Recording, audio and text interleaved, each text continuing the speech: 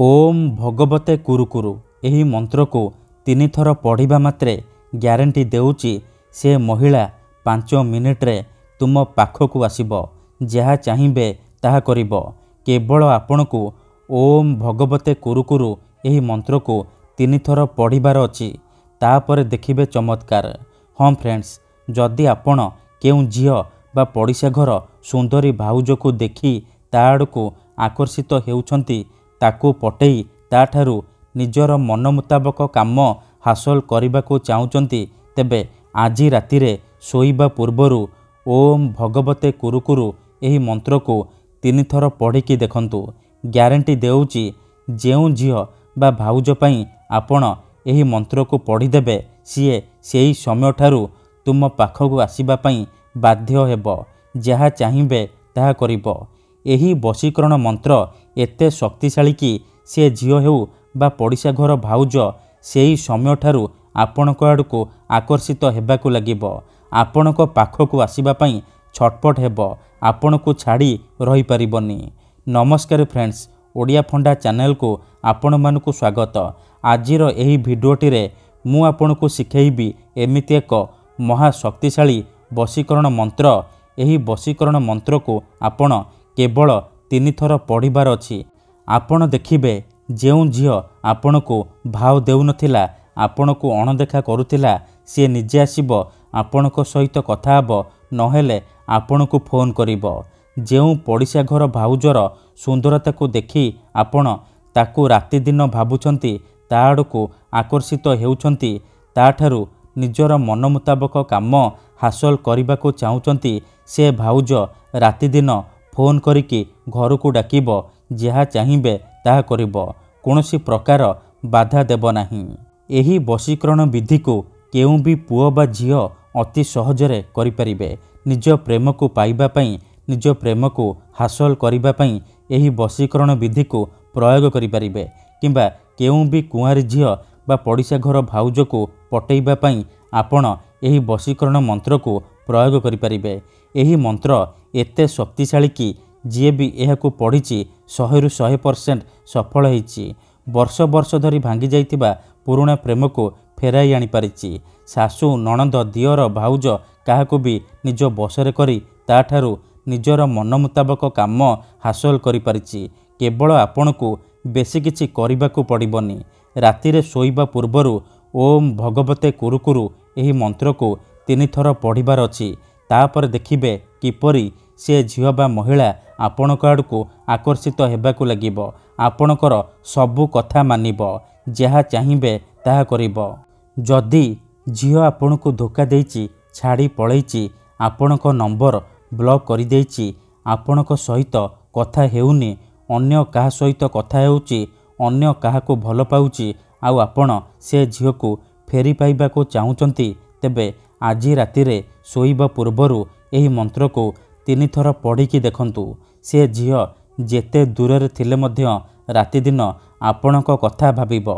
निजे आसीबो, आपणकर पाद तले पड़िबो, आपणकू भल पाउची बोली कहिबो। आपणकू छाड़ी रही परिबनी।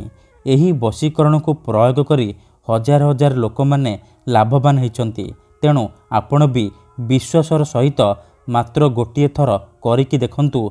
ग्यारंटी देउची जेउ झियो बा नारी उपरे आपण एही वशीकरण को प्रयोग करिदेबे, सीए आपणकू भल पाइबाकू लागिबो, आपणकू छाड़ी रही परिबनी।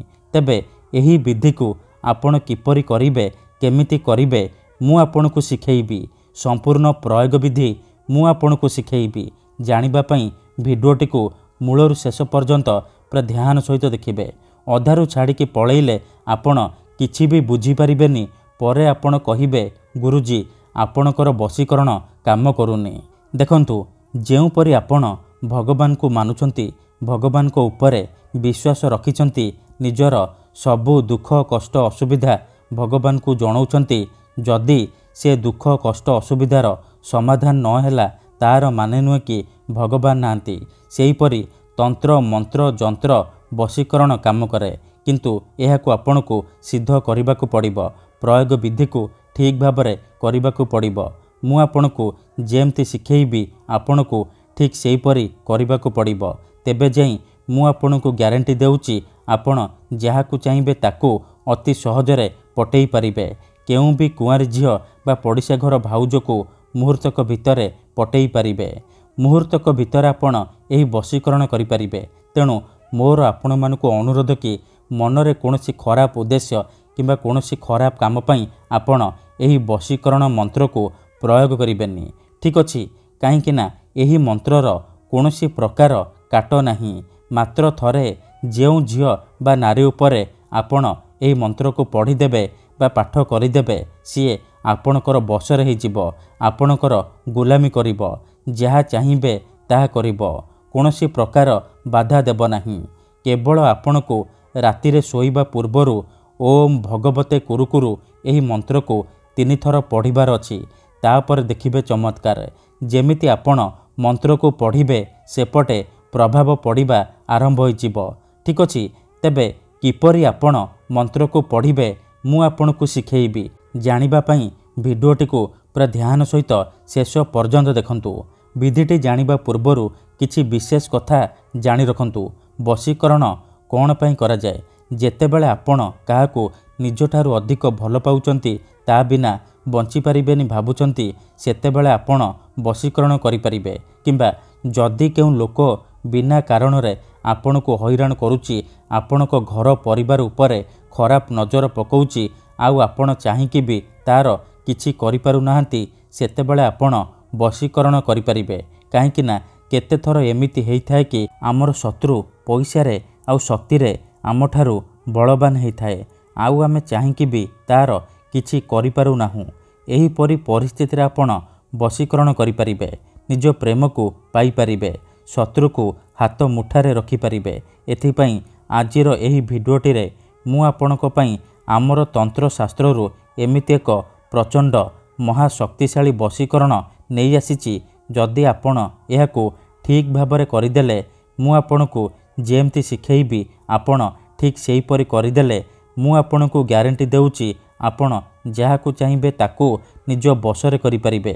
କେଉଁ ବି କୁଆଁରୀ ଝିଅ ବା ପଡ଼ିଶା ଘର ଭାଉଜକୁ ମୁହୂର୍ତ୍ତକ ଭିତରେ ପଟେଇ ପାରିବେ, ତାଠାରୁ ନିଜର ମନ ମୁତାବକ କାମ ହାସଲ କରିପାରିବେ। ଠିକ୍ ଅଛି, ତେବେ ବିଧିଟି ଜାଣିବା ପୂର୍ବରୁ ମୋର ଆପଣମାନଙ୍କୁ ଅନୁରୋଧ କି ଯଦି ଆପଣ ଆମ ଚ୍ୟାନେଲକୁ ନୂଆ ଆସିଛନ୍ତି, ତେବେ ଦୟାକରି ଚ୍ୟାନେଲକୁ ସବସ୍କ୍ରାଇବ୍ କରି ପାଖରେ ଥିବା ବେଲ୍ ଆଇକନ୍କୁ ମଧ୍ୟ ଦବାଇ ଦିଅନ୍ତୁ, ଯାହାଦ୍ୱାରା ଆମେ ଯେଉଁ ବି ଭିଡ଼ିଓ ଅପଲୋଡ଼ କରିବୁ ସର୍ବପ୍ରଥମେ ଆପଣ ଦେଖିପାରିବେ। ମନେ ରଖନ୍ତୁ, ଏହି ବଶୀକରଣ ବିଧିକୁ ଆପଣ କେବଳ ମଙ୍ଗଳବାର, ଗୁରୁବାର ଆଉ ଶନିବାର ଦିନ କରିପାରିବେ। ରାତିରେ ଶୋଇବା ପୂର୍ବରୁ କରିବେ। ଯେଉଁ ଝିଅ ବା ମହିଳାକୁ ଆପଣ ପଟେଇବାକୁ ଚାହୁଁଛନ୍ତି, ତାକୁ ମନରେ ଭାବିକି ଆପଣ ଏହି ବଶୀକରଣକୁ ଆରମ୍ଭ କରିବେ। ବିଧିଟି କରିବା ପୂର୍ବରୁ ଭଲ ଭାବରେ ହାତ ଗୋଡ଼ ମୁହଁ ଧୋଇକି ସଫା ବସ୍ତ୍ର ପିନ୍ଧିକି ଆପଣ ନିଜ ବିଛଣା ଉପରେ ବସିକି ଏହି ବଶୀକରଣକୁ କରିବେ। ପ୍ରଥମେ ଆପଣ କ'ଣ କରିବେ, ଯେତେବେଳେ ରାତିରେ ଶୋଇବା ପାଇଁ ଯିବେ, ଭଲ ଭାବରେ ହାତ ଗୋଡ଼ ଧୋଇକି ନିଜର ବିଛଣା ଉପରେ ବସି ପଡ଼ିବେ। ତାପରେ ଆଖି ବନ୍ଦ କରିକି ସେଇ ଝିଅ ବା ମହିଳାକୁ ମନେ ମନେ ଭାବିବେ, ତା'ର ମୁହଁକୁ ନିଜ ମନରେ ଭାବିବେ। ତାପରେ 5 ଥର ତା'ର ନାମ କହିବେ। ତାପରେ ଓମ୍ ଭଗବତେ କୁରୁକୁରୁ, ଓମ୍ ଭଗବତେ କୁରୁକୁରୁ, ଓମ୍ ଭଗବତେ କୁରୁକୁରୁ, ଏହିପରି ଏହି 3ଟି ଶବ୍ଦକୁ 3 ଥର ପଢ଼ିଦେବେ। ପ୍ରଥମେ ଆପଣ ଝିଅର ନାମ 5 ଥର କହିବେ। ତାପରେ ଓମ୍ ଭଗବତେ କୁରୁକୁରୁ ଏହି ମନ୍ତ୍ରକୁ 3 ଥର ପଢ଼ିଦେବେ। ଏତିକି କରିସାରିବା ପରେ ଆପଣ ଶୋଇପଡ଼ିବେ। ରାତି ସାରା ସେ ଝିଅ ବା ମହିଳା ଉପରେ ପ୍ରଭାବ ପଡ଼ିବା ଆରମ୍ଭ ହେବ। ସିଏ ସେହି ସମୟଠାରୁ ଆପଣଙ୍କ ଆଡ଼କୁ ଆକର୍ଷିତ ହେବାକୁ ଲାଗିବ। ଧନ୍ୟବାଦ।